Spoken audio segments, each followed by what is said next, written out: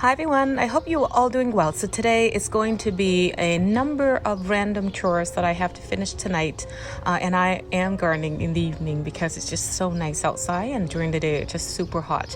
So the first thing that I'm going to do is I'm going to go around to collect all of my Columbine seeds, and I've got three or probably more than three types, but I categorize them based on color and the type of blooms that they form.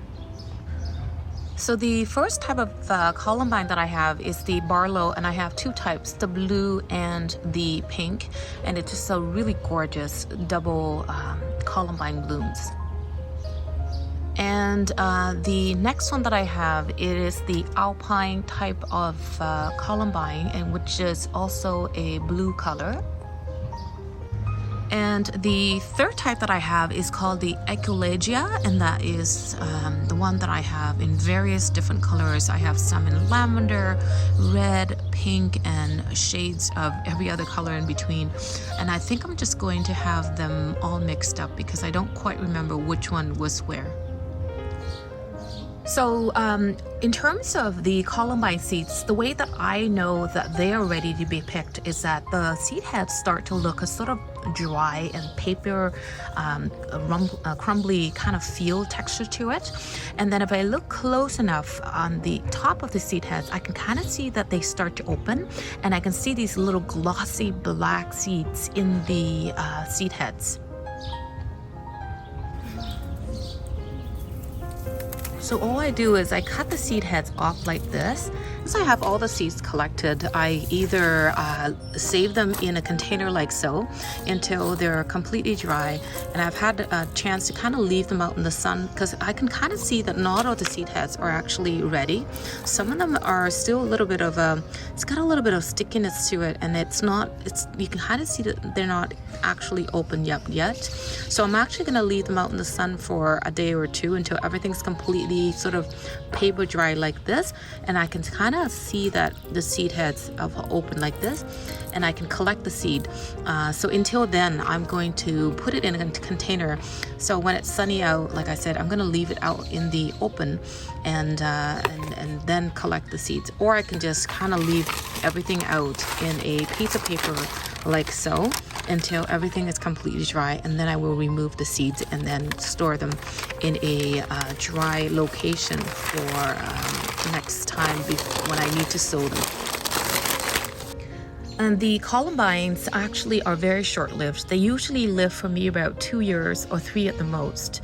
And so I constantly have to resow and replant them, a new batch almost every year or every other year, so that I know that every few years I will have a new batch of blooms form. And that's probably one of the reasons why, if you look at the garden last year, you can kind of see the columbines that I had were a different mix than the ones that I have this year, because the ones from last year actually come to the cycle of their 2-year life cycle. So the ones that I have this year now bloomed this past spring should be a much bigger plant next year. And so if I start sowing this year, I can have another batch that will start to bloom for me next year, and then will mature in about 2 years' time. So the next thing that I'm going to do is I'm going to go around to deadhead as well as prune my type 3 clematis.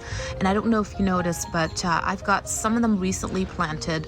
The one that I've currently blooming is the Giselle, and there are still some buds on here, which I think I would just go around and deadhead, and also give it a little bit of food. Now with the type 3 of clematis that I'm trying to prune and deadhead today, these are known to bloom on new wood. And I also have another one which is called the Sarah Elizabeth. Now this one was planted in the garden last fall, and I think it's pretty much done with the blooming so far. So with the Sarah Elizabeth, because it is pretty much done and I don't see any new buds forming on it, so what I will do is I will prune it back by about a third and then deadhead all of the spent blooms, because I want it to focus its energy on making stronger root, especially when it's a very recent clematis that I pretty much just planted in the garden last fall. So at this time of the year, what I normally give my clematis plants after deadheading and pruning is I give it a little bit of roast food as well as some bone meal or some eggshells, whichever I have handy. So the roast food as well as the bone meal or eggshell will promote more foliage as well as stronger root growth and better vining, which will then help it produce more blooms from now until fall. So by pruning the type 3 clematis back a little bit now, that will encourage the plant to push out more new growth and therefore more blooms. And the third thing that I'm going to do is I will go around to deadhead some of my reblooming daylilies. And the one that I have in the garden is the Happy Returns Daylily.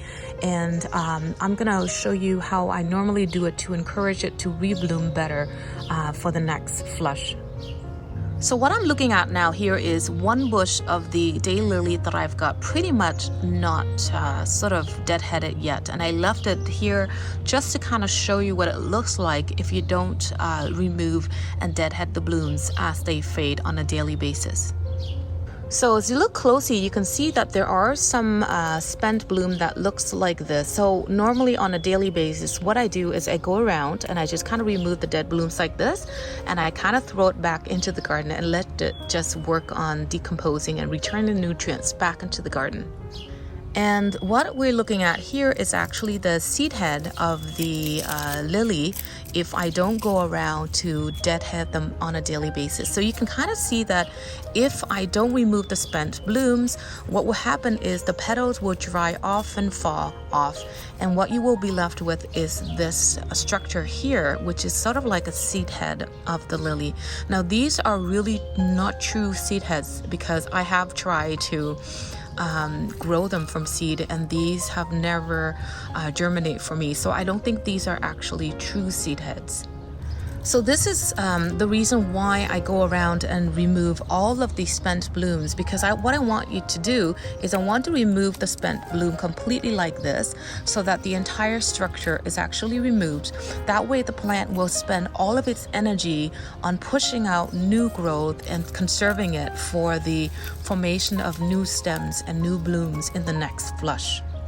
So with the lilies, all I normally do now is I go around and I take my my shear and I go all the way to the bottom of the plant here, and I remove the entire stalk of the spent blooms on it. Now you could do this on a daily basis, but really I just go around and remove the spent bloom by the end of the day like that. And then around this time, after the first flush of blooms, I go around and I remove all of the stalks on here. So that way the plant will continue to grow and push out new bloom stalks all the way from the bottom of the plant.